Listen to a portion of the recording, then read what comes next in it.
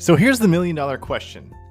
How are people like us, who don't settle for the status quo, who value freedom and a life without limits, how do we create extraordinary results in the key areas of life, yet skip the fear, stress, and anxiety that produces regret? This is the question, and this podcast will give you the answer. I'm your host, Tom Herman, and welcome to the Attractively Different podcast.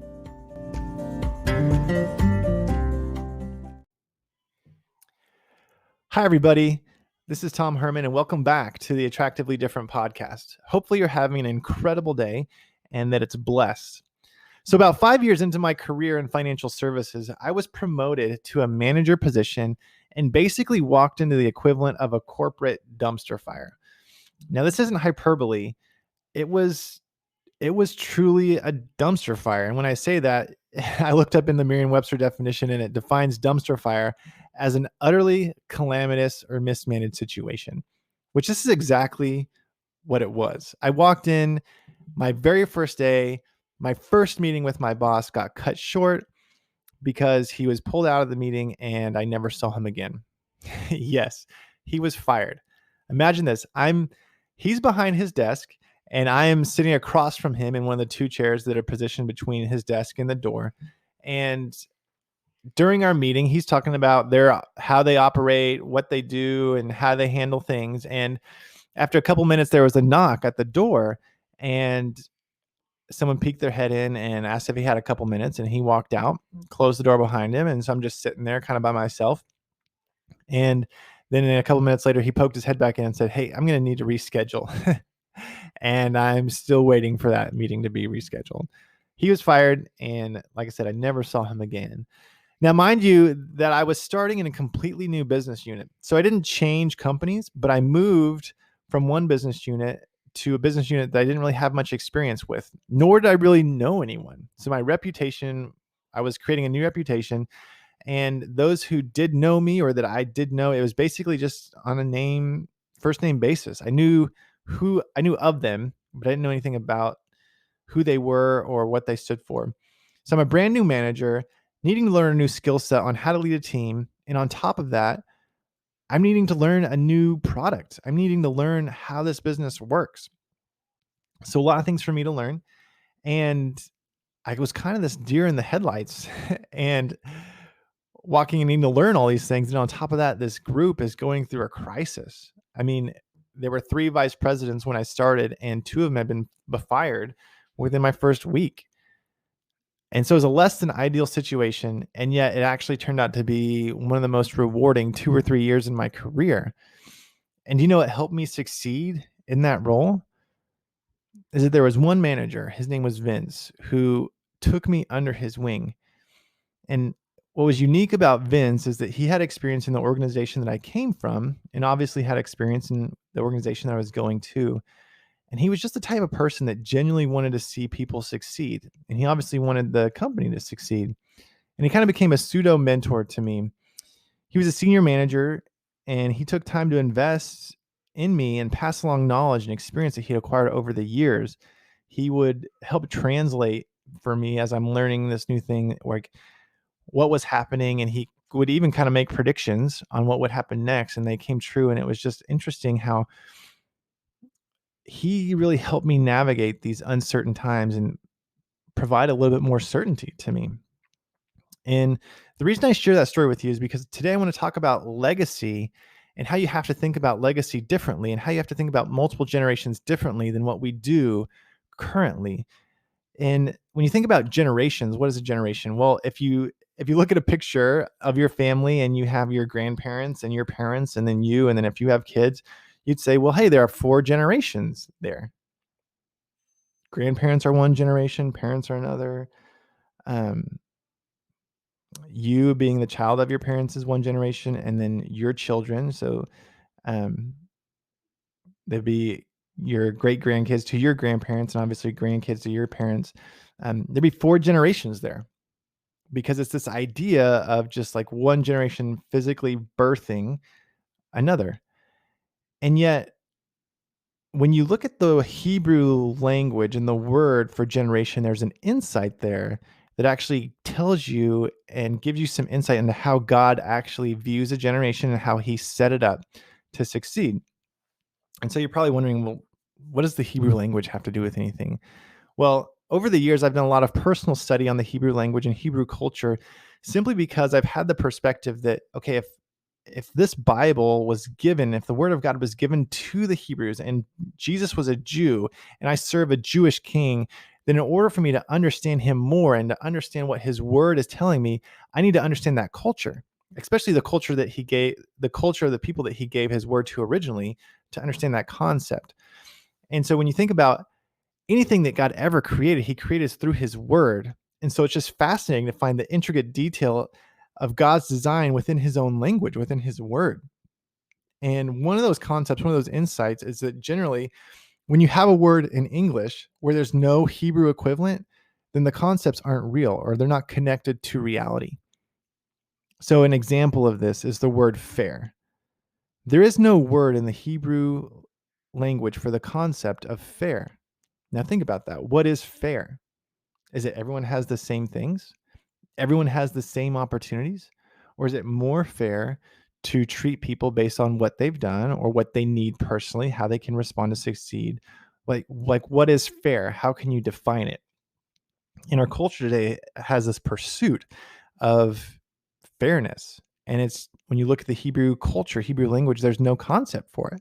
So it's not a concept that God built into the fabric of creation when he designed it. A few other examples are the word adolescent or coincidence. So think about adolescent, what that English word means is it's like someone who's not really a child, but still kind of, but they're not really an adult, but they're kind of an adult. So they're kind of like in this between stage. And the fact that there's no word in the Hebrew language for adolescent is basically saying, no, you're either an adult or you're a child. And so if you're going to have the responsibility of being an adult, you need to have the consequences that come with being an adult. You're not going to get an excuse of saying, well, I'm still just a child, but I want to do adult things. Or coincidence. God is all powerful. God knows exactly, he sees the beginning, middle, and end. He knows exactly what's going to happen. So God says that he uses all things for good. So is there such a thing as coincidence? Where in the English language, we're thinking, oh, that just happened by chance. So all these are deceitful things that the enemy puts in our way for us to build concepts on, to build principles on, where if we're navigating our life with these principles, they're not based in reality. Another example is the word retirement. There's no Hebrew word for the word retirement, which is just an indication that work should be part of our life until we die. So, and coming from financial services background, it's like everything was built on this concept of save, save, save, save, save, so that you can stop working and live off what you've saved. Well, in the book of Genesis, thinking about in the garden, he says that man should do their work. And when you think about in Exodus, where Moses is asking Pharaoh for his people to go worship their God, that word for work and worship is actually the same Hebrew word, which when the same word has multiple meanings, it shows that there's a connection. So when you think about our work is actually worship to God. So by ceasing work is potentially ceasing to worship him in a way. And so we can discuss these more in depth in a later episode, but my point is that within the Hebrew language itself, within the Hebrew culture, there are concepts and principles that God built into the fabric of creation that if we can harness those principles and live by those principles, then we're going to succeed because we're following the design which God had created it. But if we're living and building our life on principles that aren't based in reality, aren't based in the design that God created, then it's not going to lead to success. It's going to deter us into a different path. So that's just some context on why Hebrew language, why Hebrew culture, because there are some insights into actual core principles and what God used to create the world that we live in. And so back to the word generation, like I said, in English, we think, oh, well, that's just one physical generation, the next level, that's the next child or the next, multiple children, or nephews and nieces. They're all in the same level of generation. But the Hebrew word for generation actually means it's a measure of continuity where something other than physical DNA is passed down. So it's spiritual. It's not biological. And so in order for it to count as a generation, the grandparent or parent needs to have passed a skill set, needs to have passed a value, needs to have passed something other than physical DNA down to that child. So it's just fascinating. So obviously, generations happen in families, they happen in businesses. In my story of, Vince coming alongside of me to pass down his experience, pass down his knowledge, that was creating, a generation, if you will, generational continuity from one manager down to a senior manager down to a new manager, so that the business can succeed and that the business can actually become stronger through the years instead of go the opposite. And so what's fascinating, or what the insight that comes in this, is in the Hebrew language, if you reverse a word or spell it backwards, generally it's the opposite or the negation of the word. So the word door, which is for generation, D-O-R, is spelled with the letters Dalet, Vav, and Resh. And so I'm not a Hebrew scholar, so bear with me on this, but where I've learned this from, and in my pursuit of learning about the Hebrew language and Hebrew culture, I follow Rabbi Daniel Lapin, and he's a Jewish Orthodox rabbi. And what that means is that he follows all the rules of the Jewish religion and the culture, and he's obviously studied on the Hebrew language, but he just doesn't believe that Jesus is the Messiah. So the Hebrew word for generation is the word dor, spelled D-O-R, or in the Hebrew language, it's Dalet, Vav, Resh. And so I'm not a Hebrew scholar, so bear with me on this, but in this word, the middle letter Vav acts as a vowel and is actually considered secondary to the consonants, the Dalet and Resh. And what that means is that when you spell the word backwards, which if you spell the word backwards in the Hebrew language, it usually has the opposite meaning or the negation of the meaning. So when you spell it backwards and just look at the primary, the consonants, it's the Resh and Dalet, which means to decline. So when you think about the word door is generation and it's spelled backwards, the Resh and Dalet means to decline. So there's this insight that the opposite of having generational continuity is to decline or to digress. And so we see just in the Hebrew word for door that unless we're passing along something other than DNA, if we're passing along something other than DNA, then we're actually building a legacy. But if we have the concept that generation is just passing down something physical DNA, then we'll actually start to decline. Which, if you look at our nation, our country now, you can see that. And to bolster that a little bit, in the Hebrew culture, it's actually the man's responsibility to provide this, to pass it down. It's up to the men in the community. So when you look at our society, as there's an equalization of genders, and just you can see the enemy start to go after these concepts, after these principles in which God has set it up in order for us to succeed. The enemy's trying to distort those and to break it down and cause us not to succeed, because we know that in John 10:10, the enemy comes to steal, kill, and destroy. And so what's really fascinating about this is one of my favorite authors, Andy Andrews, talks about the butterfly effect that I think demonstrates this beautifully, which this example isn't necessarily a family example. Again, there is some family relation, but thinking about how you leave an impact generationally, how you can change the world by just passing down values, passing down beliefs, passing down ideas, passing down concepts, creating conviction in the lives of the children that you have or the person that you're mentoring, how you can change the world. So it starts with the man named Norman Borlaug. If you don't know who Norman Borlaug is, he won the Nobel Peace Prize in 1970 for hybridizing corn and wheat for arid climates.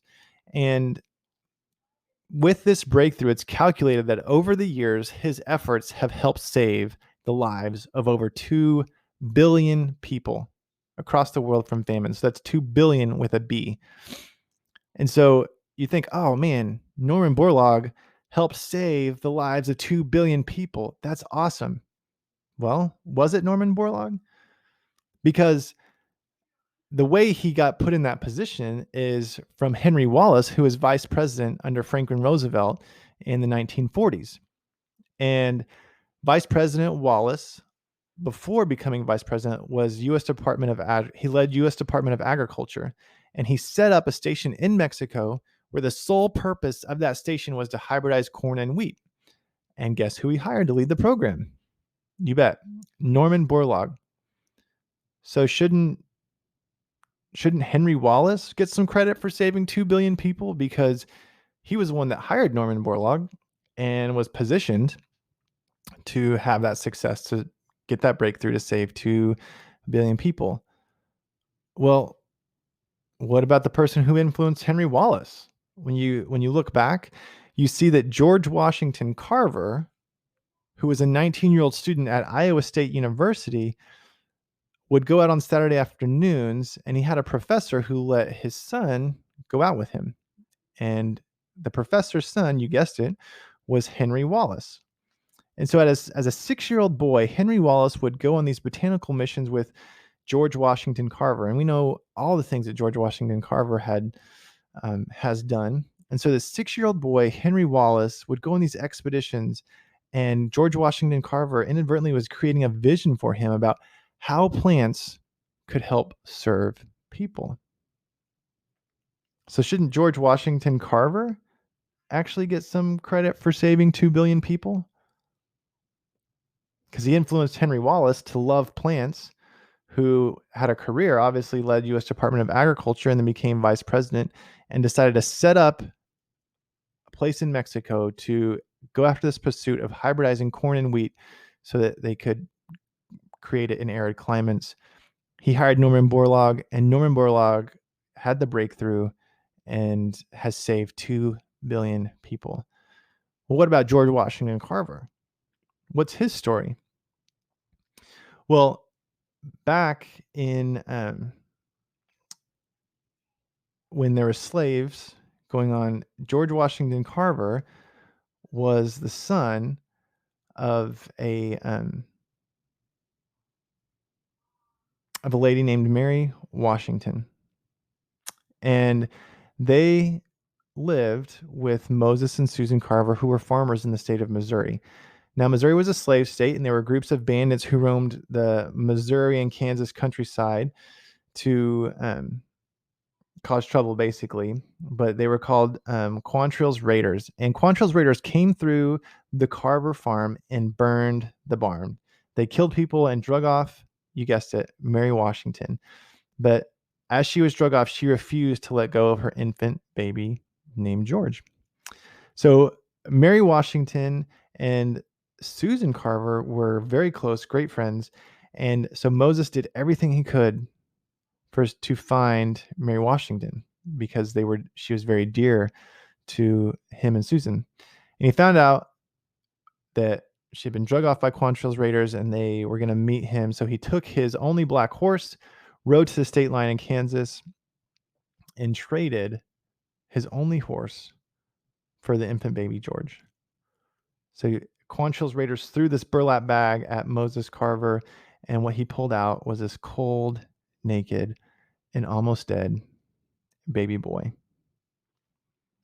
And that night, Moses Carver vowed to raise young George as his own, and he gave him the name George Washington Carver. So does Moses Carver, who gave his horse, traded his only horse to save the life of George Washington Carver, does he get credit for 2 billion people? So as you can see, these generations, they're passing something down. They're passing along values. They're investing time. They're having conversations in the next generation, which then leaves this ripple effect, or as you know, if the butterfly effect, where everything you do matters, where there's this influence on influence on influence on influence that made this huge impact in the world. And so that's the concept of generation. That's the concept of legacy, is passing down values, passing down skill sets, passing down beliefs. And you see that in the Hebrew word for generation. So think about how important that is. Think about how our society, the way we have it set up is everything, sending off your kids to college, it's like the professors and the culture there is almost set up to break their beliefs if you're raising them up in a, believing Christian home. And so we have to be intentional about what we're passing down. We have to be intentional about the conviction that we're creating in our families, in our businesses, to make that impact from one generation to the next, and actually let it be a generation in the sense that we passed something down to them. We have to pass down that, like I said, skills, wisdom, and life principles that they can use to create success. Because if we don't, then the opposite of a generation is true, which, as we see in the Hebrew language, is to decline. So that's great. We can talk about this. But here are 3 simple ways that I think that you can start to create that generational continuity in your family or in your business, as far as how do you create a culture that is going to actually move forward, build a foundation for the next group to actually build upon and create something successful, versus if you're not doing that, it's actually going to start declining and will eventually break or die. So first thing I would say is discuss values. So what are the values of your family? What are the values of your business? What are you known for? What is your brand? We talk a lot with our kids, our young kids, about having a family brand, and the way that they represent themselves is a representation of our family brand. And it gives them an identity to hold on to. When we talk about Hermans do this, Hermans don't do this, that gives them something to latch onto. It gives them something to have an identity with, and it gives them vision for the future of here's who we're calling to be. Discuss ideas is number 2. So society tries to do the thinking for us, and the art of thinking critically is getting lost.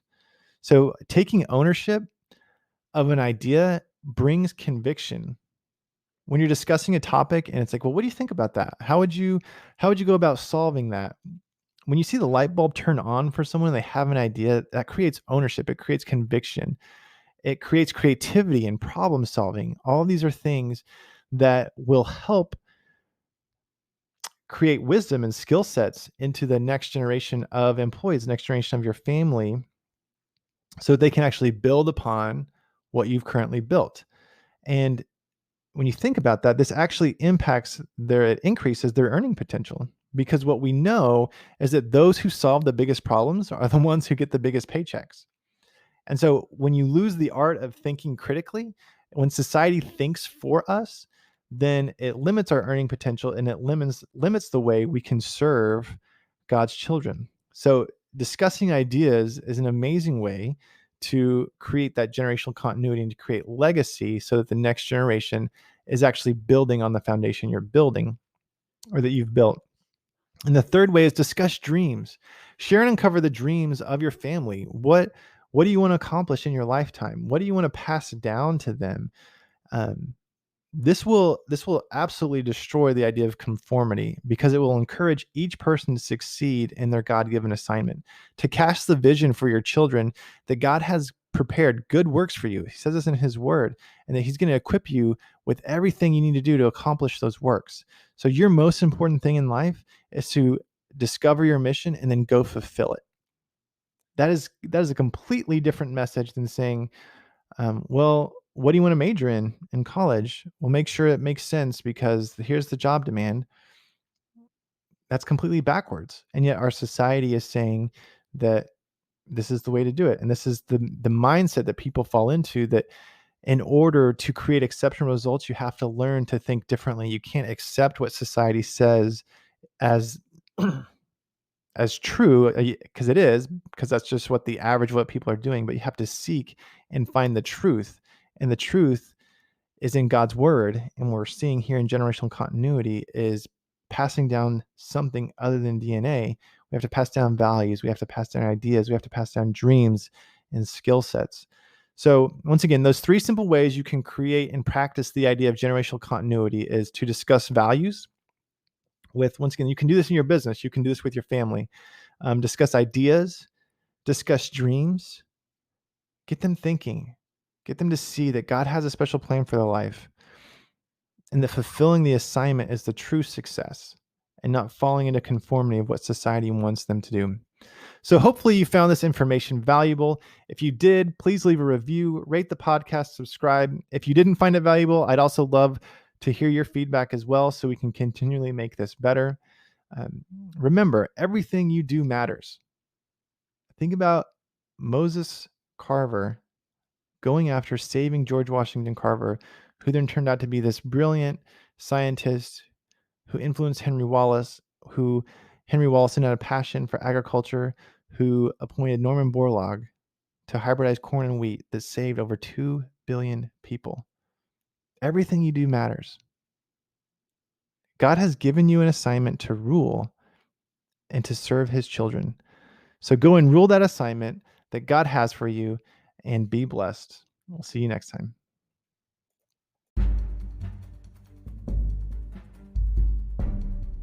Hey everyone, it's Tom again, and I wanted to ask you a quick question. On a scale from 1 to 10, how confident are you that you know God's purpose for your life? I mean, there can be a lot of confusion around this topic, so I went ahead and created a life purpose roadmap to help you gain clarity on your purpose. You can download your free PDF, Life Purpose Roadmap, at attractivelydifferent.com/purpose. It'll walk you through the 7 simple steps to prospering in your purpose. Also, for the next 40 days, I'll be sending you a daily email guide that will help you unlock the full power of the roadmap. These emails are designed to make it that much easier for you to implement the roadmap and succeed in your God-given assignment. It's free. Just go download the Life Purpose Roadmap PDF at attractivelydifferent.com/purpose.